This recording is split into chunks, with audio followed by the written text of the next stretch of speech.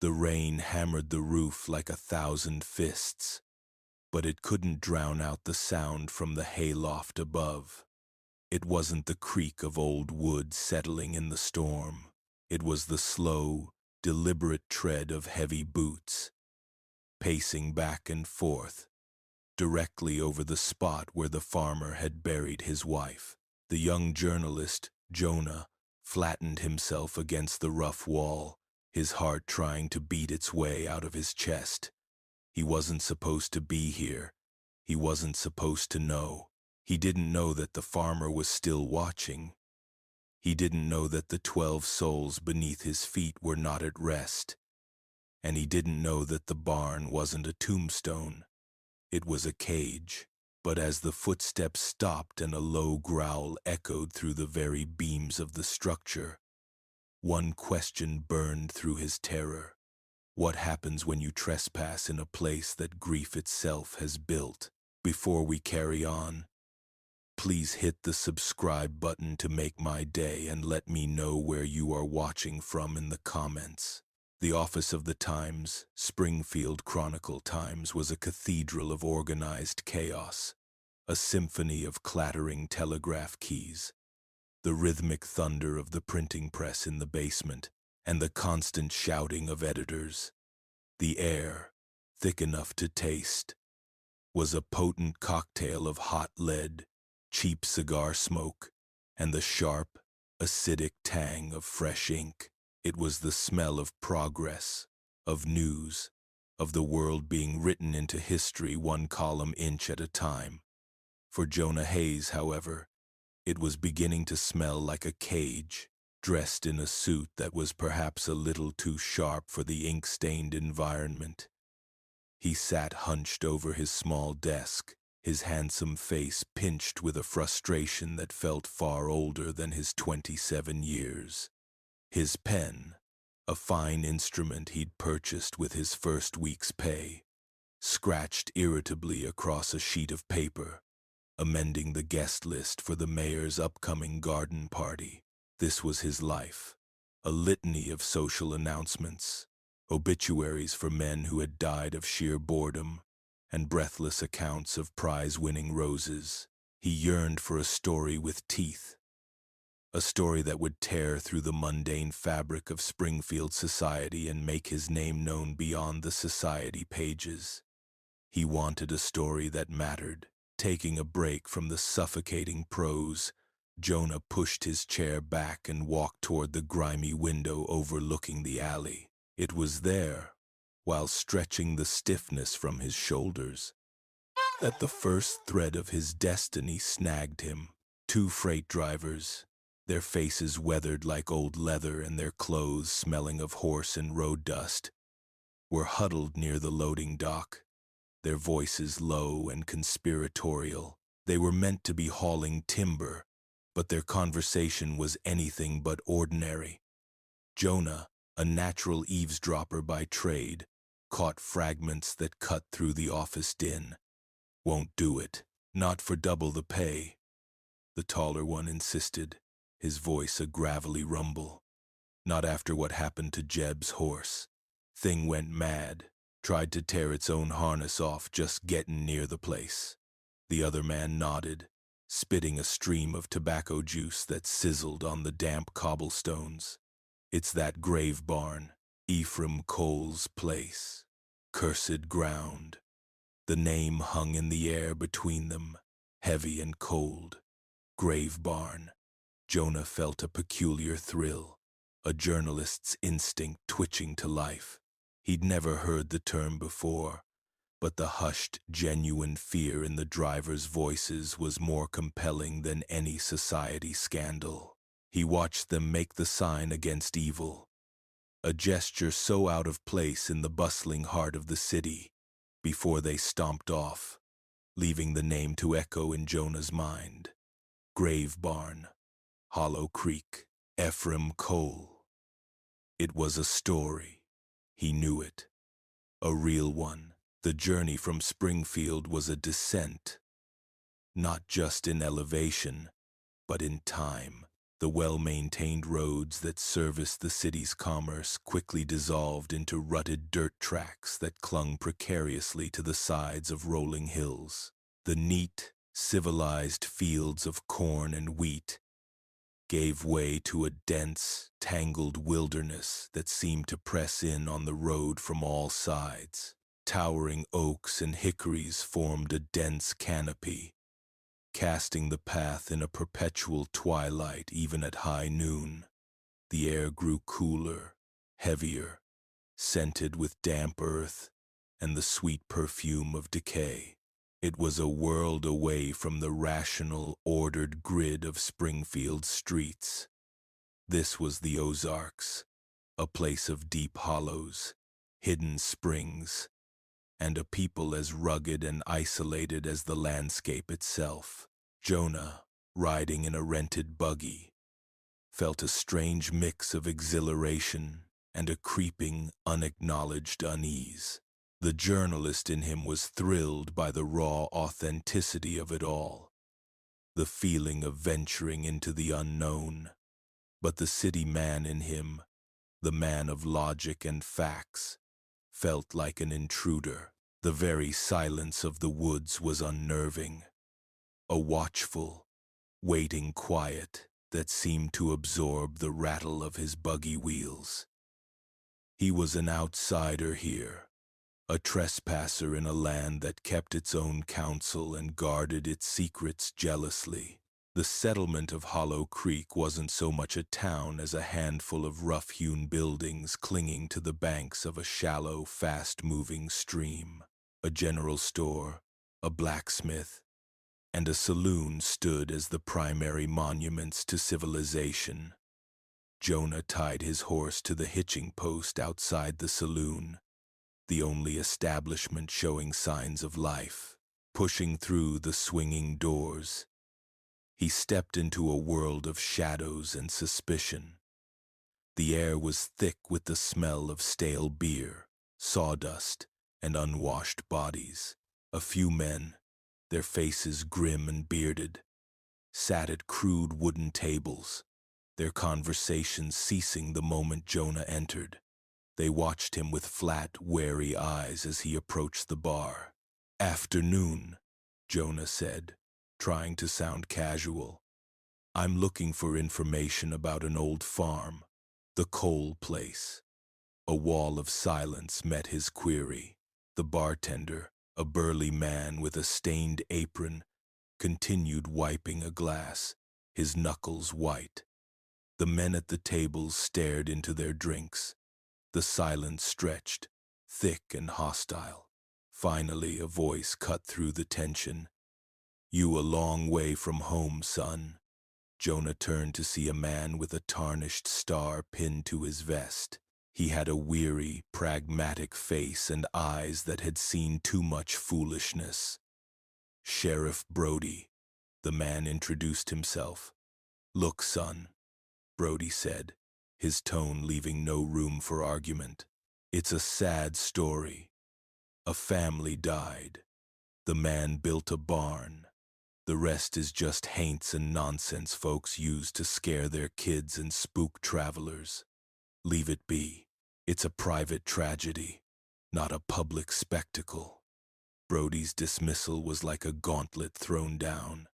It was exactly the kind of official stonewalling that convinced Jonah there was more to the story. He thanked the sheriff for his time, his mind already racing. As he turned to leave, his resolve hardened. The bartender, without ever meeting his gaze, muttered just loud enough for him to hear. "If you're set on pokin' that hornet's nest, you best go see Old Man Hemlock." He remembers.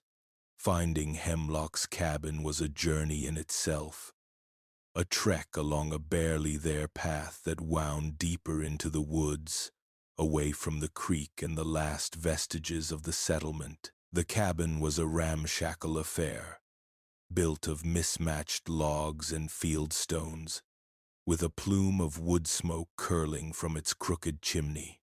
It looked less like a structure and more like a natural growth, something the woods had sprouted and forgotten. An old man sat on the porch, a gnarled pipe clenched in his teeth, his hands methodically whittling a piece of wood. His face was a road map of wrinkles, each line a story, and his eyes, though clouded with age, held a deep, sorrowful clarity. This had to be Hemlock. Jonah approached slowly, feeling as though he were stepping onto sacred ground. "Mr. Hemlock," he began. The old man's hands stilled, but he didn't look up. "Depends who's askin'." Jonah introduced himself, explaining his purpose with as much respect as he could muster. Hemlock finally raised his head, and his gaze was piercing. "That ain't a story, son. It's a wound, and some wounds are best left unopened. You city folk come down here looking for a thrill, but you don't understand the soil here. It holds on to things." Jonah didn't flinch. He met the old man's gaze, letting him see the genuine curiosity, the need to understand that went beyond mere sensationalism. He spoke of the freight drivers, of the sheriff's dismissal, of the feeling that a great and terrible truth was being deliberately buried. For a long moment, Hemlock just stared, his eyes searching Jonah's face. Then, with a sigh that seemed to carry the weight of decades, he relented. He gestured with his pipe toward a worn stump. "Sit."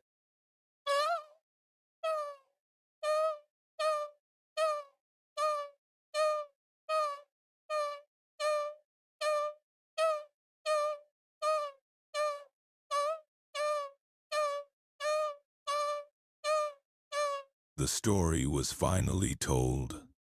Hemlock spoke of the brutal winter of 1848, a winter so cold the trees themselves seemed to cry out, their sap freezing and splitting the bark. He described the sickness, a lung fever that had swept through the hollow like a phantom, swift and merciless. It had taken Ephraim Cole's family, one by one, first the youngest, then the twins, then the older boys, until only his wife, Elara, and 11 children were gone. Ephraim, broken by a grief too vast for any man to carry, had refused to bury them in the churchyard. The ground was frozen, hard as iron. But more than that, he couldn't bear the thought of them being so far away. So he laid them to rest on his own land, in a neat row, and then, as the spring thaw finally came, he began to build, alone, with a wild, terrible energy. He raised a barn over them. He didn't use no headstones, Hemlock said, his voice dropping to a whisper. He used the main support beams, 12 of them.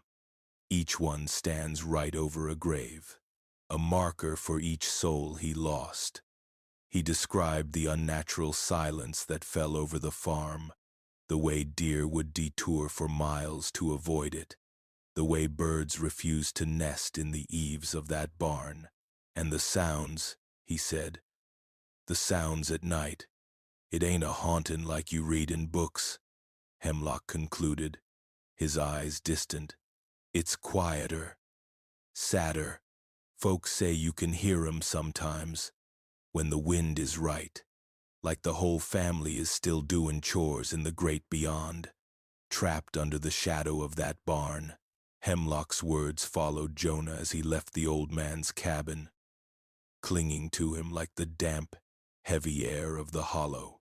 He walked the winding path back toward the main track, the story of Ephraim Cole a fresh wound in his own mind. It was one thing to hear a ghost story whispered in a saloon, a piece of local color to be embellished for a city audience. It was another entirely to hear it from the mouth of a man who had lived it, a man whose eyes held the reflection of that terrible spring. The path to the Cole farm was not marked. Hemlock had given him simple directions. Follow the creek till it forks. Take the dry fork, and walk till the birds go quiet. The instruction had seemed poetic at the time, but as Jonah followed the dwindling stream bed, he understood its literal truth. The cheerful chirping of sparrows and the incessant buzz of insects that had been his constant companions began to fade, not abruptly, but as if being slowly absorbed by a great, oppressive silence. The air grew still and heavy, thick with the smell of damp, undisturbed earth and the faint, cloying sweetness of rot. It was a silence that felt older and deeper than simple quiet, a void where sound came to die. He saw the house first. It stood on a slight rise, a skeletal silhouette against the bruised purple of the evening sky. It wasn't menacing, not in the way a grand Gothic mansion might be. It was simply, profoundly sad.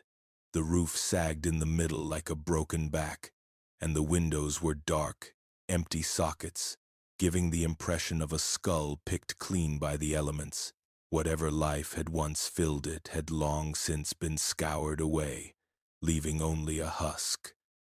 Beyond it, however, loomed the barn. It was a monster, larger and more imposing than Jonah had ever imagined.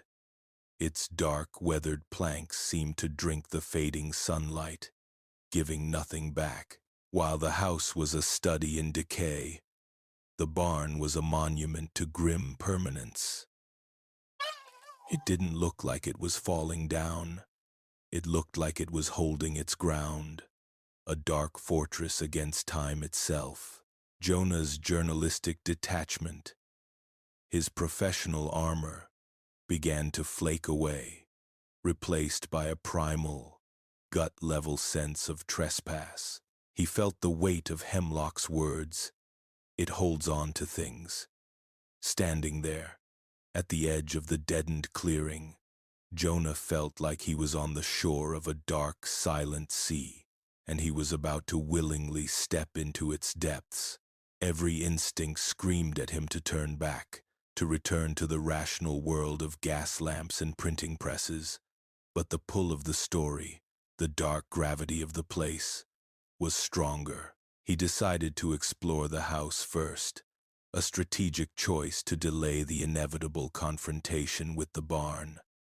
The front door hung from a single hinge, groaning in protest as he pushed it open. The interior was a wreck of collapsed plaster, rotting floorboards, and the accumulated debris of 2.5 decades of neglect. Yet, through the ruin, the ghost of a home remained. In what must have been the main room, a massive stone fireplace stood as the house's heart, its hearth choked with ancient pale ash. Jonah's boot crunched on something, and he looked down to see the delicate, shattered remains of a porcelain doll's face, its painted blue eyes staring up at him with a look of perpetual surprise. He moved deeper into the gloom, his every step stirring up clouds of dust that danced like frantic spirits in the thin shafts of light. In a corner, he found a broken spinning wheel. Its spindle snapped, a few strands of rotted wool still clinging to it, a testament to a life of domestic industry cut short. The most poignant discovery came in a small back room, where a section of the floor had rotted away completely. Half buried in the dirt and debris beneath was a single leather shoe, impossibly small, its buckle rusted green. Jonah stared at it, his throat tightening. This wasn't a legend anymore. This was a child's shoe, a real child, who had a name, who had run through these rooms, whose life had ended in this desolate place. He found no evidence of haints or specters, no ghostly apparitions in the decaying rooms. What he found was a profound, suffocating sadness, the mundane, crushing weight of a family's final tragedy. The lack of anything overtly supernatural bolstered his skepticism, allowing him to push the unease back down. It was a sad place, a tomb of memory, but nothing more. He was a journalist, here to document a tragedy, not to chase phantoms. With his resolve artificially restored, he turned his attention to the barn. The two massive doors were held shut by a simple wooden crossbar resting in iron brackets. It was heavy, and the wood was swollen with damp, but he managed to lift it, the screech of the iron echoing unnaturally in the dead air.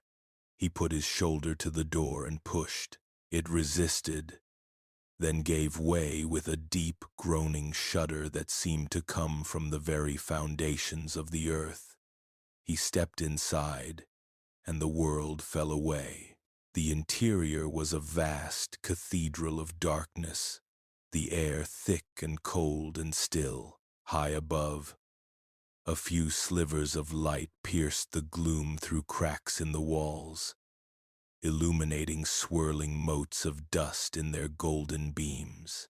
The smell was overpowering, a complex and nauseating blend of ancient rotting hay, the damp mineral tang of a freshly dug cellar, and something else, something cold and metallic that reminded Jonah of old blood.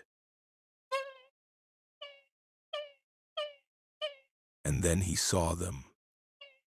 Massive hand-hewn support beams, each one a single colossal tree trunk, rising from the packed dirt floor to the shadowy rafters high above. They stood like silent, eternal sentinels, arranged in two neat rows of 6, forming a central aisle down the length of the immense structure. They were the pillars of Ephraim's temple of grief. Jonah walked slowly down the aisle, his footsteps muffled by the dirt. He remembered Hemlock's words.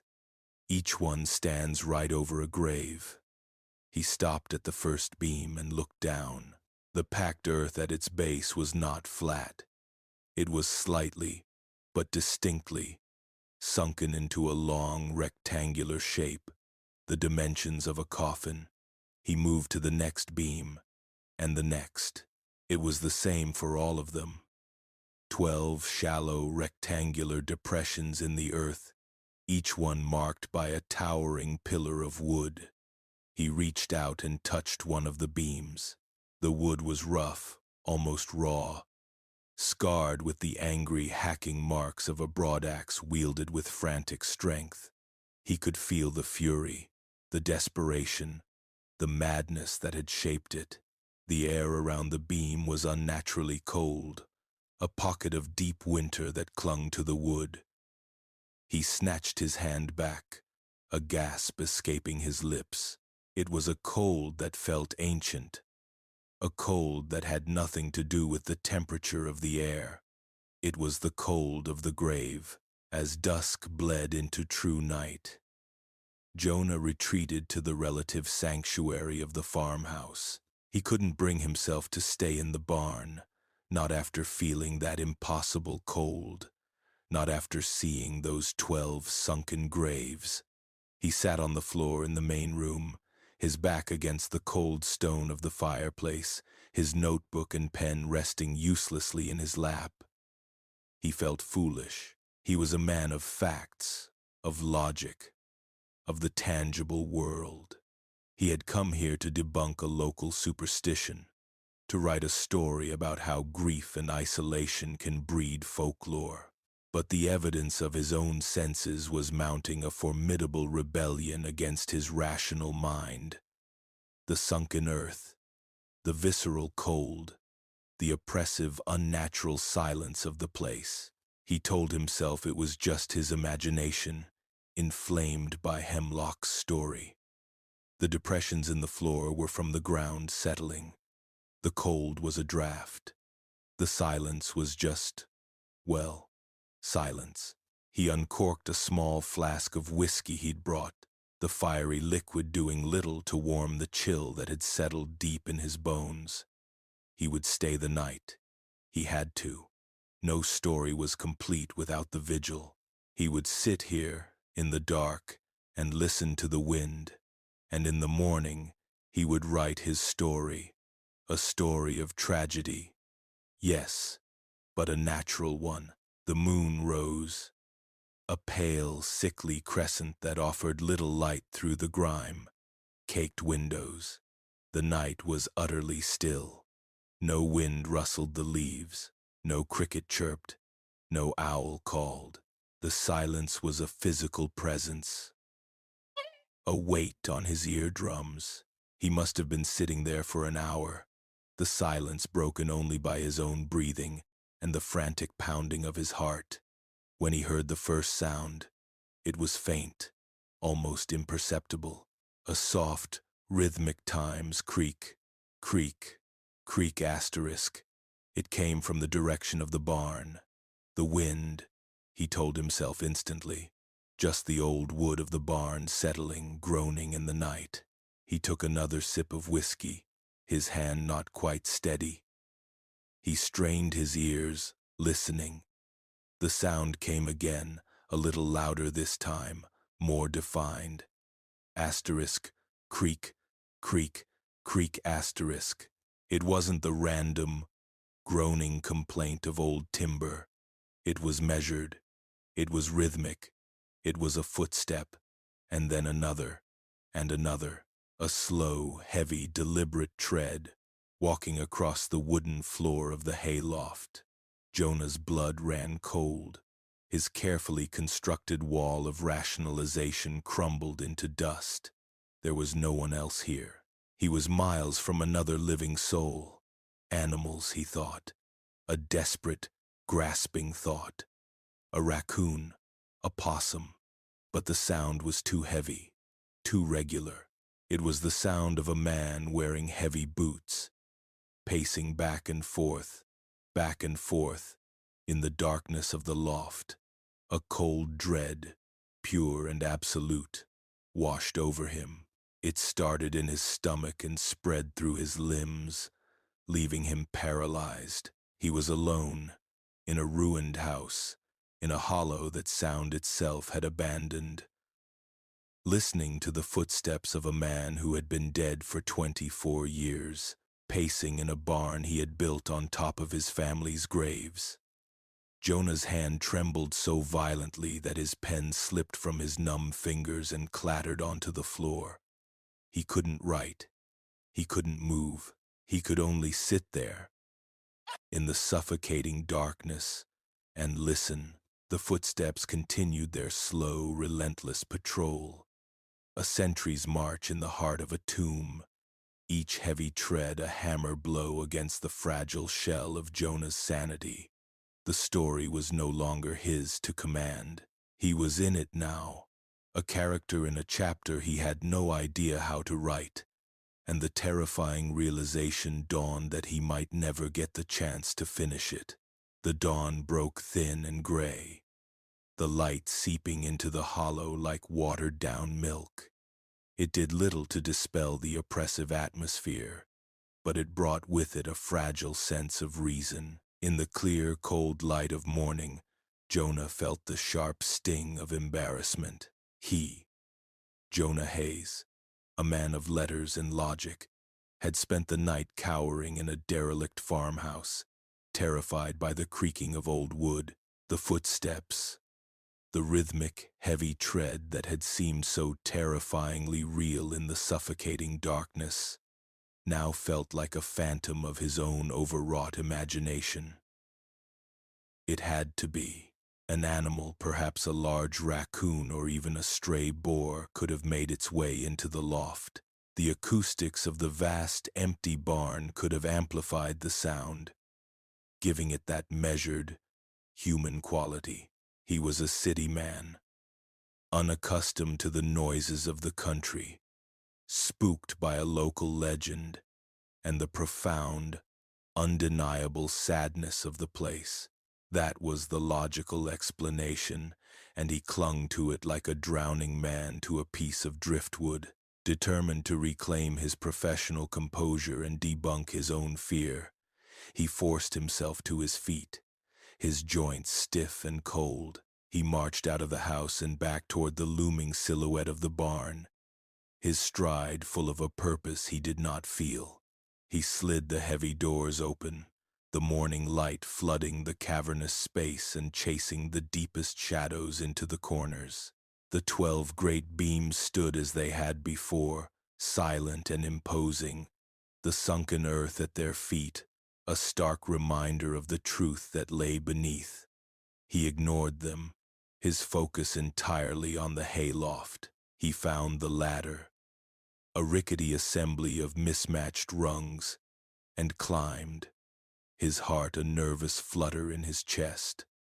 The loft was exactly as he expected it to be.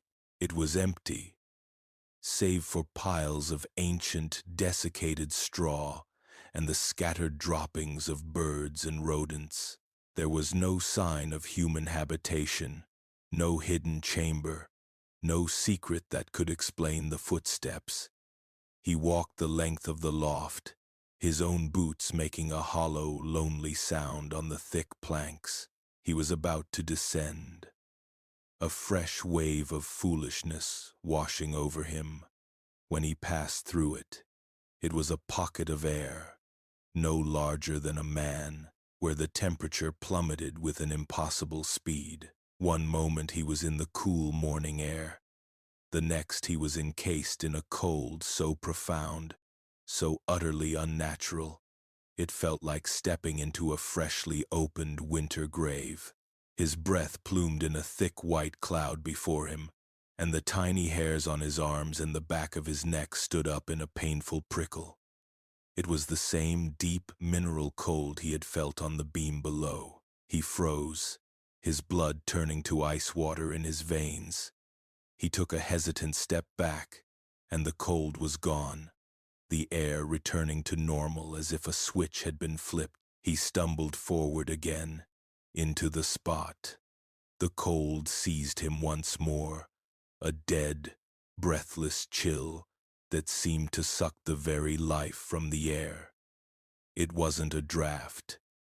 It was a presence, a cold, silent, stationary presence. He scrambled back, his rational mind sputtering and failing, and fled the loft, half falling down the ladder in his haste.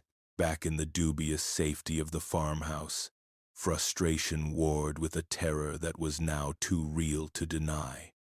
The cold spot in the loft was a fact, a physical sensation that defied every law of nature he knew. His skepticism was in tatters.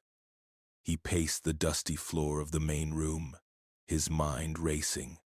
He couldn't leave, not now. The story had him in its grip, but he couldn't stay in the barn, and the house felt like a porous, flimsy shield. He needed more. He needed proof. A tangible link to the past that went beyond folklore and his own terrifying experiences.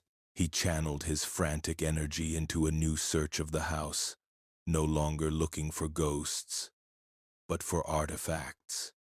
He ran his hands over the walls, tapped on the floorboards, his search growing more desperate. It was in the heart of the house, the great stone fireplace, that he found it. His eyes, now accustomed to the gloom, were tracing the lines of mortar between the stones of the hearth when he noticed it. One of the stones, a flat gray piece of fieldstone, was slightly askew. Its edges were not sealed with the same crumbling mortar as the others. It was loose, kneeling in the ancient ash. He worked his fingers into the crack, the rough stone scraping his skin. It was heavy, but with a grunt of effort, he managed to pry it up.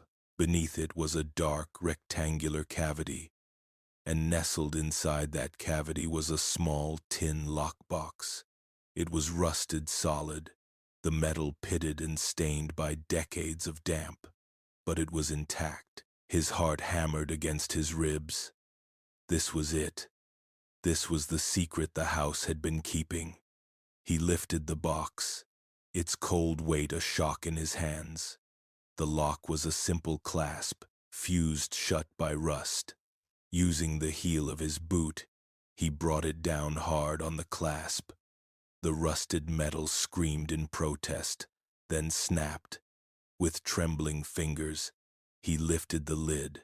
Inside, wrapped in a surprisingly well-preserved sheet of oilcloth, was a book. It was a small, leather-bound journal, its cover warped and stained, but its pages still holding together. He carefully unwrapped it, the oilcloth crinkling like old leaves. He opened the cover. On the first page, in an elegant, looping script that was faded but still perfectly legible, were the words, Ephraim Cole, her journal, 1847. Jonah sank back on his heels, the lockbox forgotten on the floor. He was holding her voice in his hands. He found a relatively stable crate to sit on, positioning himself in a patch of weak sunlight filtering through a grimy window. The dust motes he disturbed swirled around him like a silent, curious audience. He opened the journal, the fragile paper whispering as he turned the first few pages. The initial entries were a portrait of a life that was hard but full of love and simple joys. The narrative in Jonah's mind shifted, the dusty ruin around him dissolving as Alara's words painted a vivid picture of the past. May 10th, 1847. Ephraim finished the new fence today, strong and true as he is. The children chased a grass snake through the pasture until Caleb, my brave little man, caught it in his hands. He is only 6, but he has his father's steady nerve. Lydia scolded him, of course, her face all serious, playing the little mother to the twins, who just laughed and clapped their hands. Looking at them, my heart feels it might burst. Jonah could almost see them, a bustling, vibrant family, their laughter echoing in a house that was not yet a tomb. He read of planting seasons, of harvests, of mending clothes and baking bread. He read of a husband who was quiet, but whose love was as solid and dependable as the stone foundation of their home. Then, the year turned. The entries stopped for a time, then resumed with a new, darker tone.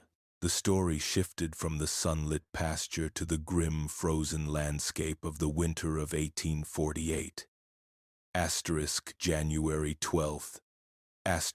The entry began, the handwriting slightly less steady. Caleb took his last breath this morning. His cough is finally silent. The lung fever came on so fast, a fire in his small chest that no amount of willow bark tea could quench. Ephraim hasn't spoken a word since the doctor left. He just sat by the bed, holding Caleb's hand until it grew cold. Then he wrapped our boy in our best wool blanket and carried him out. The ground is frozen solid, hard as iron. He couldn't bear to leave him in the cold, so he laid him in the pantry for now, on the high shelf. The house is so quiet. The silence is worse than the coughing was. Jonah had to stop, his own breath catching in his throat.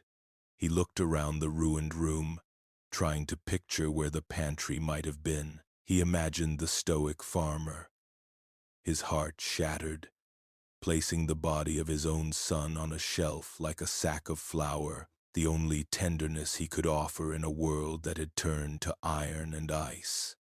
The legend was shedding its skin, revealing the raw, unbearable human tragedy beneath. He forced himself to continue reading, his journalistic curiosity now mingled with a morbid, sorrowful duty. The journal became a horrifying chronicle of loss, each entry a fresh wound. January 20th. The fever has taken Lydia. She was so worried about the others, she didn't tell me how weak she felt until it was too late. She died looking toward the pantry door, whispering Caleb's name. February 4th. The twins, Martha and Mary. They went together, within hours of each other. It was a mercy, I suppose. They were never apart in life. Asterisk. One by one, the names filled the pages. A litany of the dead. Jonah read of Alara's own growing weakness, her entries becoming shorter, her handwriting more erratic. But her greatest fear, he realized with a growing sense of dread, was not for herself. It was for the man who was being hollowed out by grief before her very eyes. Asterisk March 15th. Ephraim spends his days outside now. He doesn't seem to feel the cold. He just stands there, staring at the places where he laid the children to rest under the snow. He has a look I don't recognize. A stillness.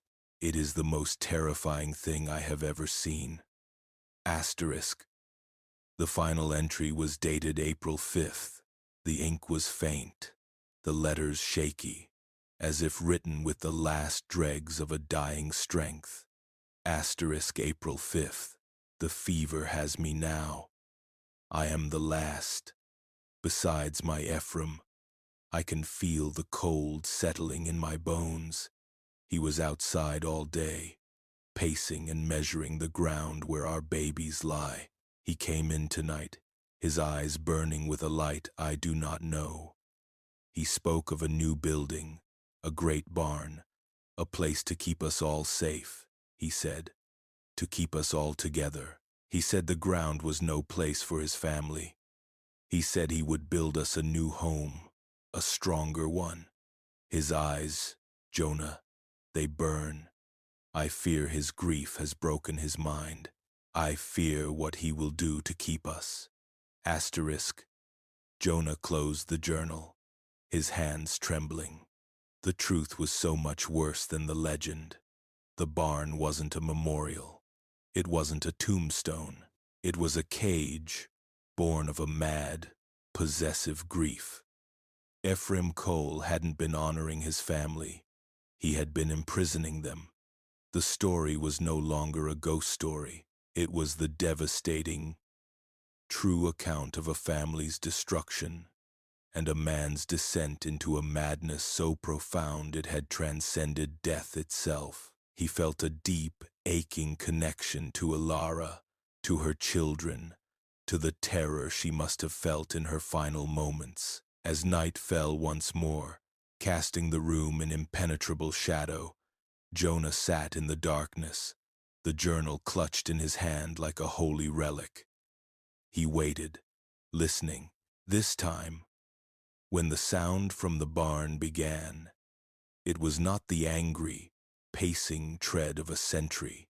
It was a different sound, a sound that pierced his heart with a sorrow so pure it was almost unbearable. It was the distinct, heartbreaking sound of a woman sobbing. The sound of a woman weeping was a fragile, terrible thing in the profound silence of the hollow. It was not a cry of anger or protest, but of an endless, exhausted sorrow. A grief so deep it had worn itself smooth. It seeped through the walls of the ruined house, not as a sound that traveled through the air, but as a vibration that resonated deep in Jonah's bones. He sat frozen against the cold hearth, Alara's journal a leaden weight in his hand. This was her voice, her sorrow, reaching across a quarter-century of silence.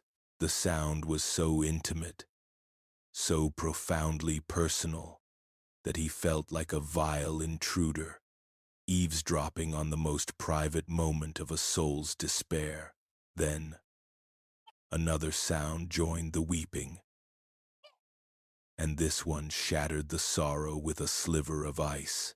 It was the faint, tinkling giggle of a child, a pure, innocent sound that had no place in this suffocating darkness.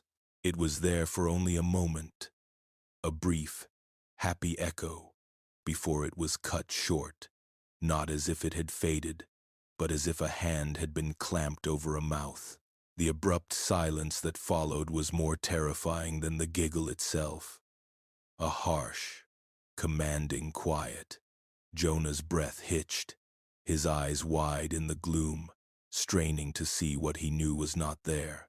The weeping continued, but it was fainter now, as if retreating from that sharp, silencing presence. That was when the scratching started. It came from the door to the room, the one he'd left slightly ajar. It wasn't the sound of a rat's claws or the brush of a branch. It was a light, rhythmic, and horribly deliberate sound. Asterisk, scrape, scrape, scrape, asterisk, like small, desperate fingernails being drawn slowly down the rough wood of the door. It was the sound of a child trying to get in, or perhaps trying to get out. Jonah's carefully constructed identity, the rational observer, the cynical journalist, dissolved in a wave of pure, primal terror. He was no longer a chronicler of this story. He was a character trapped within its pages, and the author was insane. He scrambled backward, his hands scrabbling against the dusty floor, his mind a screaming void. The scratching continued, patient and persistent. He lurched to his feet, his gaze darting around the darkened room for something, anything. His eyes fell on a broken dining table, its legs splayed like a dead animal. With a surge of adrenaline, he grabbed the heavy oak tabletop and, with a strangled sob of effort, dragged it across the floor and slammed it against the door, wedging it shut. He fell back against the wall, his chest heaving, listening. The scratching stopped. The silence that descended was absolute, heavier and more menacing than any sound. Jonah Hayes was no longer a journalist. He was a prisoner, and he had just barricaded himself in his cell. He didn't wait for the sun to be fully risen. The first hint of gray, watery light was enough. He wrenched the table away from the door, threw it open, and fled. He didn't look back at the house, didn't dare to glance at the barn. He ran, stumbling and gasping, down the overgrown track, his only thought to put distance between himself and that place. He ran until his lungs burned and his legs ached, his flight as mindless and instinctual as a spooked deer. There was only one place to go. When he burst into the clearing in front of Hemlock's cabin, he was a wild sight. His fine city clothes were torn and smeared with dirt and ash. His hair was matted with sweat, and his eyes were wide with a terror that went beyond simple fear. Hemlock was on his porch, a cup of steaming coffee in his hand, and he looked at the approaching figure not with surprise, but with a grim, knowing resignation. He set his cup down slowly. Jonah stumbled to a halt at the bottom of the porch steps, leaning on his knees and gasping for air. He didn't have the breath for pleasantries. The journal, he choked out, fumbling in his coat and pulling out the small leather-bound book. I found her journal, Ilara's. He looked up at Hemlock, his face a mask of desperation. I heard her. Last night, I heard her crying. And the children. There were other sounds. Hemlock's ancient face, usually a roadmap of placid wrinkles, darkened into a thunderous scowl. The sorrowful knowledge in his eyes was replaced by a sharp, angry light. He descended the steps and snatched the journal from Jonah's trembling hand. You fool, he rasped, his voice a low, dangerous growl. You absolute fool. You think this is a game. You think you can just pry open the past and take notes. He held the journal up as if it were a venomous snake. You didn't just read a book. You called her name across the veil. You gave her a voice she hasn't had in 24 years. You read the words of the dead, and now they know you're listening. He took a step closer, his presence suddenly immense, his voice dropping to a conspiratorial whisper that was more terrifying than a shout. And times knows you're listening. Jonah stared, uncomprehending. Hemlock's gaze flickered toward the direction of the Cole farm, a gesture full of dread. Ephraim, the old man's face was grim. I wasn't just a neighbor boy. I was a child on the next farm over when it happened. I saw him, that spring, after the thaw, after he'd put them all in the ground. Hemlock's eyes went distant, seeing a memory as clear as the morning light. He wasn't just grieving. He was changed. He was gaunt, all skin and bone, but he moved with a strength that wasn't natural, his eyes burning like hot coals in his skull. He raised that barn alone, felled the trees, hewed the beams, hoisted them into place with nothing but a block and tackle and a madness that gave him the strength of 10 men. We all watched from a distance, too scared to go near him. He paused, his gaze returning to Jonah, sharp and intense. You want to know about that barn? You want to know what kind of place it is? Ephraim had 2 cows left, all that survived the winter, his only remaining livestock. When the barn was finished, the roof on and the doors hung, he tried to lead them inside. Hemlock leaned in closer, his voice dropping even lower. Those animals.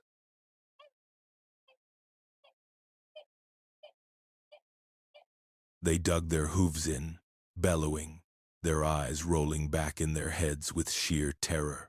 Ephraim pulled and cursed, but they fought him like wild things. And then they did something I'll never forget.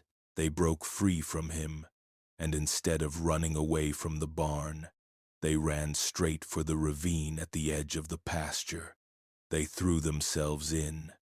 Boy, 2 healthy cows chose to leap to their deaths on the rocks below rather than spend 1 second under that roof. He straightened up, his expression one of utter finality. That's the place you've been sleeping in, a place that dumb animals knew was a gateway to hell. You didn't just stir up a sad memory, son. You woke the jailer.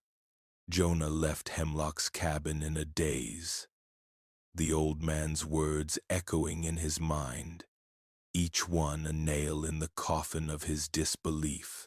Asterisk. You woke the jailer. Asterisk. He should have mounted his buggy and fled back to Springfield, back to a world of facts and figures, of gaslight and reason. But he couldn't. A force he could not name and could not fight was pulling him back. It was an invisible tether, hooked deep inside him, reeling him in. He found himself walking, not toward the main track, but back toward the dry fork of the creek, back toward the place of silence. He walked as if in a dream, his feet moving without conscious command. He came to the edge of the clearing and stopped, his eyes fixed on the barn. It stood against the midday sky, a dark, brooding monolith, a cancer on the landscape. As he stared, the world began to waver, the edges of his vision blurring as if he were looking through old, warped glass. The gentle hum of the woods faded, replaced by a rushing sound in his ears.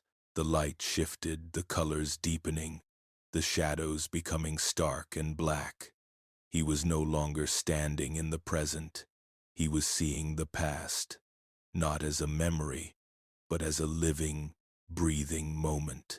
The ground before him was a mess of raw, churned mud and clay, dotted with 12 fresh, rectangular mounds of earth.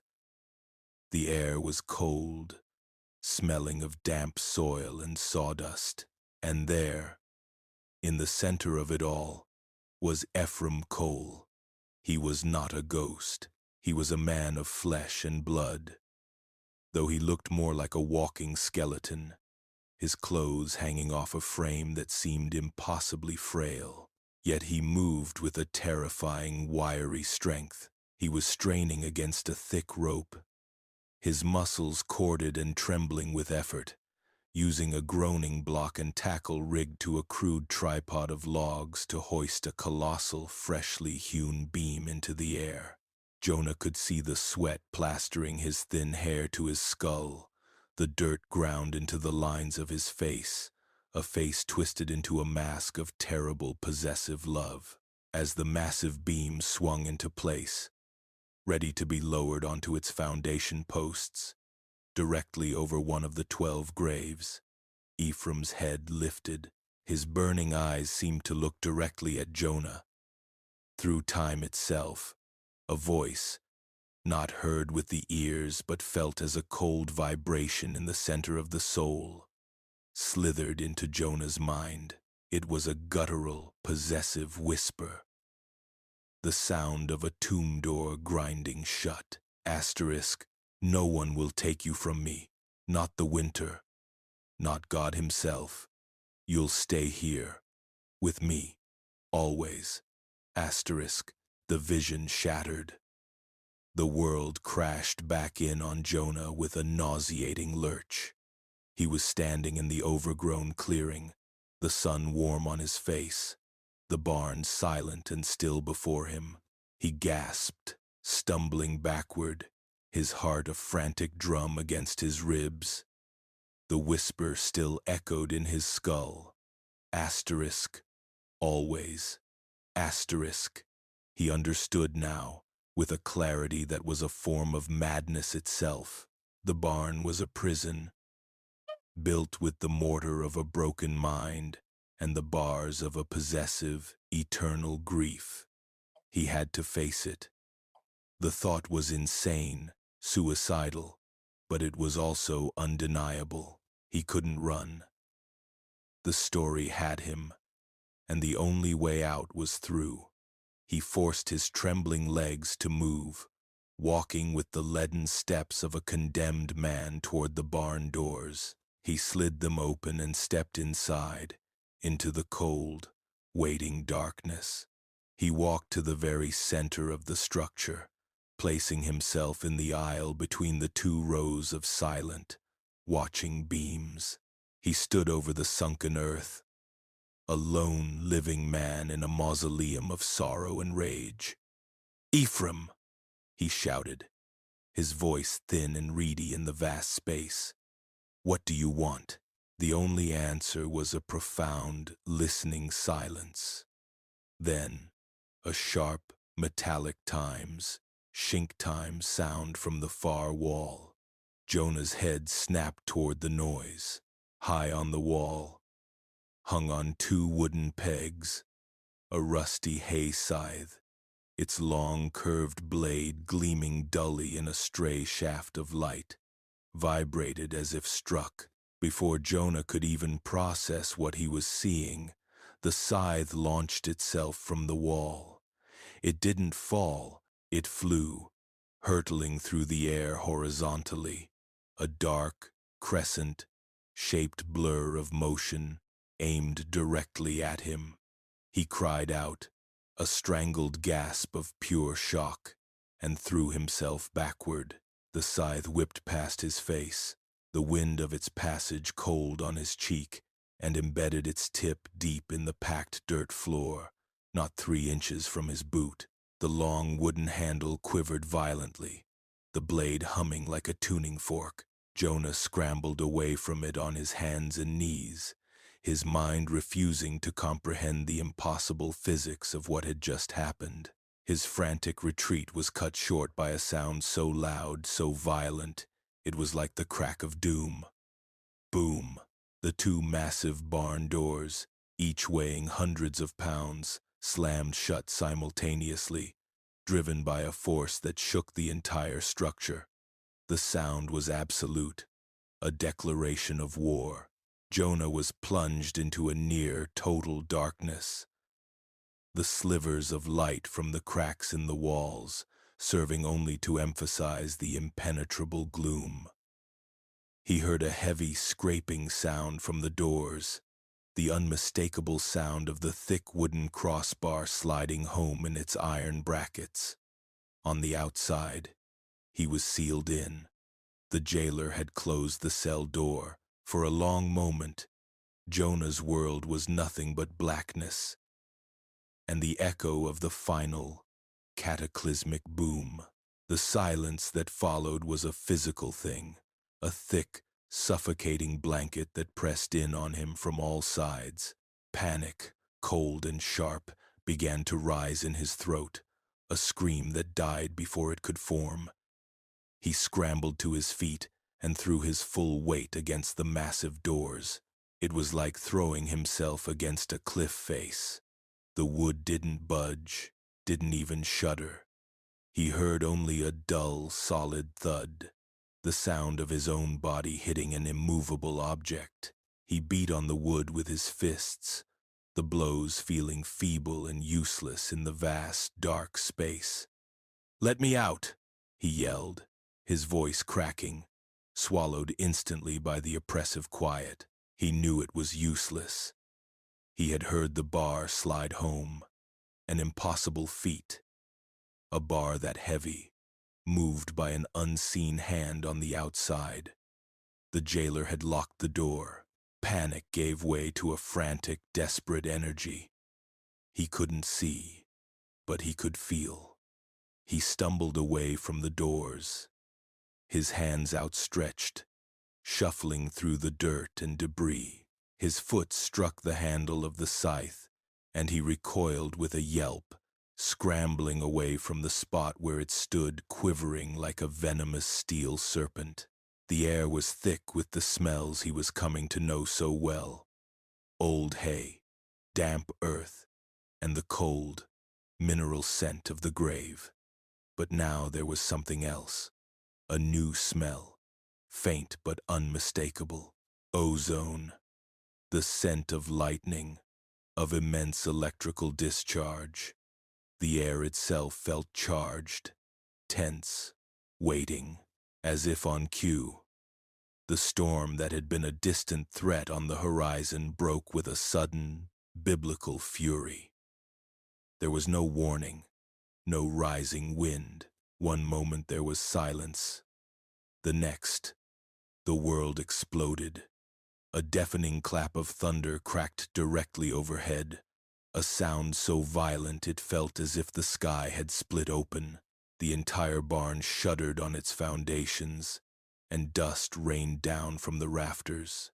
Immediately, the rain began, not as a drizzle, but as a torrential, hammering downpour, 1,000 fists beating a furious rhythm on the wooden roof. The noise was immense, a constant, deafening roar that filled the darkness and vibrated through Jonah's bones, mirroring the frantic, chaotic pounding of his own heart. He was trapped in a tomb, in the heart of a raging storm, with a thing that could throw scythes and bar doors from the outside. Then came the lightning. A brilliant, blinding flash illuminated the interior of the barn for a split second, bleaching the world to stark black and white. Jonah saw the cathedral of his prison in that instant, the towering beams, the high arching rafters, the empty hayloft. Then, just as quickly, the darkness crashed back in, deeper and more absolute than before, leaving the ghost of the image burned onto his retinas. He was utterly, terrifyingly alone. The thunder rolled again, a long, guttural growl that seemed to shake the very earth. Another flash of lightning, closer this time, lit the barn again, and in that second of pure white light, he saw that he was not alone. They were huddled near the great support beams, their forms flickering and uncertain, like reflections on disturbed water. There were 11 of them, 11 children. They were pale, translucent, their edges blurring into the surrounding gloom. They wore the simple, homespun clothes of a bygone era, their faces pinched with a sadness so profound it seemed to be the very substance they were made of. They were not monsters. They were not the terrifying specters of his imagination. They were just children, lost and afraid.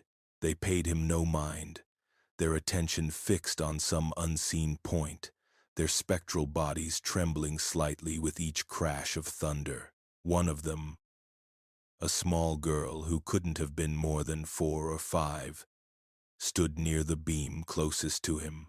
He knew, with a certainty that defied logic, that this was Abigail, the youngest, the first to be taken by the winter fever. As another bolt of lightning cast its stark, instantaneous glare across the scene, the little girl turned her head slightly. Her eyes, wide and dark pools of sorrow, were not looking at him, they were looking up. Slowly, with a movement that seemed to take an eternity, she raised a small, trembling, see-through hand and pointed. She pointed directly toward the hayloft above. Her message was clear, a silent scream across the decades. They were not afraid of Jonah. They were not the source of the terror in this place. They were afraid of what was up there. As if her gesture had been a signal, the footsteps began again. But this was not the slow, deliberate pacing tread of the night before. This was a furious, heavy, stomping march, the sound of pure, impotent rage. It was the sound of a caged animal, throwing itself against the bars of its prison. The heavy planks of the hayloft floor groaned and creaked under the assault, the sound barely audible over the roar of the storm. But Jonah heard it. He felt it. And with the footsteps came a new sound, a sound that turned the blood in his veins to ice. It was a low, guttural growl, a vibration that started deep in the wood of the barn and resonated in the center of his chest. It was not the sound of a man or any living beast. It was the sound of pure, undiluted malevolence, of a grief that had curdled into something monstrous. This was not a memory. This was not a residual haunting. This was an active, furious, and hateful presence.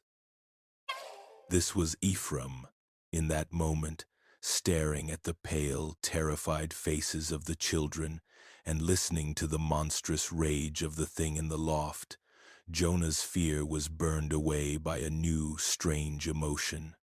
It was anger, a hot, protective anger.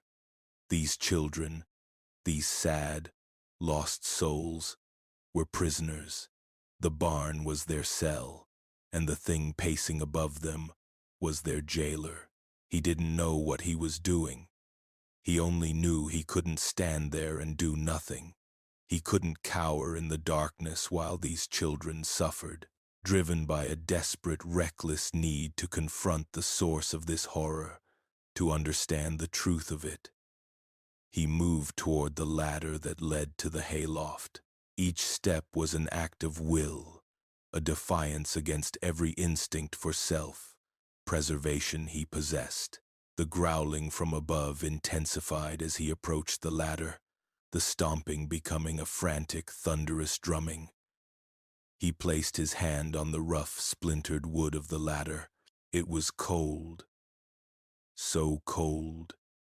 It felt wet. He began to climb. The air grew colder with every rung he ascended. By the time his head cleared the floor of the loft, he was engulfed in it. It was the same unnatural, grave, deep cold he had felt before, but 100 times more intense.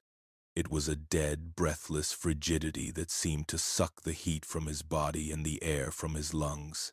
The roar of the storm outside seemed to fade, muffled by this pocket of absolute zero. In the center of the loft, the darkness was deeper, thicker. It seemed to be gathering, pulling the shadows from the corners and twisting them into a central vortex. As Jonah watched, paralyzed with a mixture of terror and awe, the swirling darkness began to coalesce. It drew itself upward, forming a shape, a towering, dark mass of rage and despair. It was vaguely man-shaped, but impossibly tall, its edges indistinct and smoky, its form constantly shifting, like a pillar of black fire. It was the spirit of Ephraim Cole, no longer a man, but an icon of grief, a monument of madness twisted into a monstrous guardian. A face began to form in the upper part of the mass, two burning embers of cold, white light appearing where eyes should be. The shape opened a dark gash that might have been a mouth, and a voice, not a human voice, but a booming, spectral roar that shook the very timbers of the loft, crashed down upon Jonah. Mine! The word was a physical blow, a wave of pure force that threw him back against the ladder. They are mine. You will not take them from me. And in that terrible, booming declaration, Jonah finally understood. The full, complete, and horrifying truth crashed down upon him with the force of the lightning outside. The barn was never a memorial. It was never a tombstone. It was a prison. Ephraim's grief, a force of nature in itself, had not faded with his death. It had festered, curdled, and grown into a possessive, jealous madness that had chained him to this place. His spirit was the jailer, a monstrous warden patrolling the confines of his own creation. The 12 great beams were not markers. They were the bars of a cage, each one a pillar of grief, holding the souls of his wife and children captive with him. The children were not haunting the barn. They were haunted times by times it, and by the father whose love had become a monstrous, eternal prison. The spectral roar of Ephraim Cole was a physical force, a wave of pure despair and possessive rage that slammed into Jonah, nearly tearing him from his precarious hold on the ladder. The entire hayloft shuddered, not from the storm outside, but from the sheer violent will of the entity at its center. The air crackled with a malevolent energy, and the storm raging in the heavens seemed to answer the one raging in the barn. As lightning flashed, casting the scene in strobing, hellish monochrome, Jonah saw the chaos erupt. Old, rusted farm tools that had hung dormant on the walls for a quarter of a century tore loose from their pegs. A pitchfork spun through the air. A heavy block and tackle swung like a pendulum of death, and a length of rusted chain whipped through the frigid air like a striking serpent. The barn itself groaned, the massive beams twisting and crying out as if in agony, the very wood of the structure held hostage by the tormented spirit of its builder. This wasn't a fight Jonah could win. Not with strength, not with reason. He was a gnat in the face of a hurricane of madness. As he clung desperately to the ladder, the wind of a passing sickle cold on his cheek, his fumbling hand brushed against the hard outline of the journal in his coat pocket. Alara's voice. It was the only weapon he had. It was the only truth that could stand against this lie of a prison. With a surge of desperate resolve, Jonah pulled the small, leather-bound book free. He had to shout to be heard over the gale of the storm and the psychic roar of the phantom. "She loved you, Ephraim," he screamed, his voice raw. "They all did. You think this is love? This is a prison. You didn't honor them. You trapped them." He fumbled the book open, his fingers numb and clumsy, finding the last shaky entry by feel as much as by sight. Listen to her, listen to your wife." He held the journal aloft like a shield, and in the next flash of lightning, he read Ilara's final, terrified words aloud, his voice a desperate prayer against the darkness. "The fever has me now. I am the last, besides my Ephraim." He spoke of a new building, a great barn, a place to keep us all safe, he said, to keep us all together. His eyes, they burn with a light I do not know. I fear his grief has broken his mind. I fear what he will do to keep us. The words, spoken in the voice of the living, struck the monstrous form like a physical blow. As Ilara's fear and love filled the frigid air, the towering pillar of black rage flickered violently. The guttural roar faltered, replaced by a sound of immense, agonizing confusion. The furious energy in the loft subsided for a single, heart-stopping moment. The dark, smoky mass that was Ephraim Cole seemed to lose its cohesion, the edges softening, the terrifying height diminishing. For a breathtaking second, the monstrous shape resolved into the form of a man, gaunt and skeletal, his face a mask of unbearable soul. Deep sorrow, the burning embers of his eyes cooled, revealing depths of pain that no living man could comprehend. Below, on the main floor of the barn, the pale, translucent figures of the 11 children, who had been cowering by the beams, looked up as one. Their fear was gone, replaced by a profound and heartbreaking longing. They saw their father, the man he had been, the man lost so long ago to a grief that had become a monster. In the hayloft, the spectral form of Ephraim raised a trembling, shadowy hand, not in anger, but as if to reach for the wife, whose words now echoed in his prison. A single, spectral tear, a globule of pure, liquid sorrow, traced a silent path down his shadowy cheek, a ghost of a tear for a ghost of a man. It was the first moment of peace, the first crack in the wall of madness in 24 years. The moment of connection, so fragile and so profound, was shattered by the heavens, as if drawn by the sudden shift in spiritual energy. A massive bolt of lightning, brighter and more powerful than any that had come before, struck the barn's roof directly. It did not strike randomly. It hit the exact center of the roof ridge, traveling down the massive central beam, the king post of the entire structure, the very beam that stood sentinel over the grave of Ephraim Cole. There was a sound like a celestial gunshot, a sharp, explosive crack that was louder than the thunder. The central beam, the heart of the prison, split from top to bottom. A spider web of brilliant, fiery cracks raced down its length, and the entire structure groaned. A deep, mortal cry of failing integrity.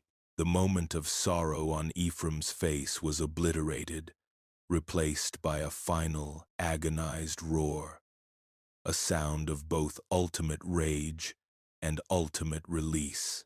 The hayloft floor, its main support severed, gave way with a deafening shriek of tearing wood and screaming nails. Jonah, who had already started scrambling backward down the ladder, was thrown clear as the entire loft collapsed inward. He half fell, half slid the rest of the way, landing in a heap on the dirt floor as the world came down. Beams, planks,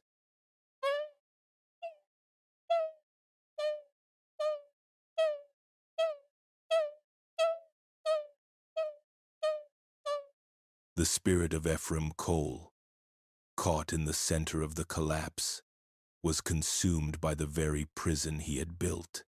His final, terrible cry swallowed by the ruin of his own mad creation. Jonah crawled from the splintered wreckage, his body a symphony of bruises, his lungs full of dust, but miraculously, impossibly, alive. The storm had broken as suddenly as it had begun. Through the gaping hole where the roof had been, the first clean light of dawn was spilling into the hollow. The air, which for days had been thick, heavy, and oppressive, was now astonishingly clean and light. The oppressive, unnatural silence of the hollow was gone, shattered forever. In its place, Jonah heard a sound he hadn't heard since he first took the dry fork of the creek. A sound so simple and so beautiful, it brought tears to his eyes. It was the cheerful, uncomplicated song of a morning bird. He pushed himself to his feet, his body aching, and looked at the devastation. The barn was no more. It was a jagged pile of splintered timber and broken beams, a testament to the violence of the night. But as he looked at the ground, at the footprint of the fallen structure, he saw the true result of the collapse. The 12 rectangular depressions in the earth, the 12 graves that had been suffocating under the shadow of the barn for a quarter of a century, were now uncovered. They were open to the morning sun, to the clean air, to the gentle sound of the birds. The prison was gone. The graves were free. Weeks later, Jonah sat in the bustling office of the Times Springfield Chronicle *, the familiar smells of ink and industry, a strange comfort after the earthy decay of the hollow. His editor, a portly man named Abernathy, with a voracious appetite for the sensational, was disappointed. He had been promised a thrilling tale of a grave barn, a haunted spectacle full of spooks and terror. Instead, Jonah had submitted a quiet, respectful, and deeply sorrowful piece for the historical section, titled simply, "The Long Winter of the Cole Family." It told their tragic story, drawing heavily from the heartbreaking words of Alara's journal, portraying not a monster, but a man broken by a grief too vast to bear, and a family caught in the tragic aftermath. It was not the story Abernathy wanted, but it was the story that needed to be told. It was an honorable story. Jonah took the modest payment he received for the article and went not to a tavern to celebrate, but to a carpenter on the edge of town. He commissioned 12 simple, hand-carved wooden crosses made of sturdy Ozark oak. The following Sunday, he made one final journey back to Hollow Creek. The air on the path was different now. The silence no longer a presence, but merely an absence of city noise. When he arrived at the farm, the change was palpable. The skeletal house still stood, a sad monument to the past, but the oppressive weight was gone. The ruins of the barn were already being reclaimed by weeds and wildflowers. He walked to the place where the barn had stood, carrying the 12 crosses in his arms. One by one, he approached the 12 mounds of earth, now covered in a fine carpet of new green grass. At the head of each mound, he gently pushed a cross into the soft soil. Caleb, Lydia, the twins, Martha and Mary. He didn't know which grave belonged to which child, but it didn't matter. He was giving them the dignity they had been denied for so long. He saved the last cross for the grave that had been under the central beam. The one he knew in his heart was Alara's. He planted it firmly in the earth, a final, silent apology and a promise of peace. He stood back, looking at the simple, proper cemetery, the 12 crosses standing as humble, honest sentinels under the wide open sky. They were free, He had told their story, and now they could rest. Without looking back, Jonah turned and walked away, leaving the family to the final peaceful rest they had earned so dearly. From a distance, hidden in the deep shadows of the ancient trees, Old Man Hemlock watched the city journalist depart. He saw the 12 new crosses gleaming in the afternoon sun, and for the first time in many, many years, a look of peace settled on his own weathered face. He gave a single solemn nod of approval, then turned and shuffled back toward his cabin. The wound, at last, could begin to heal.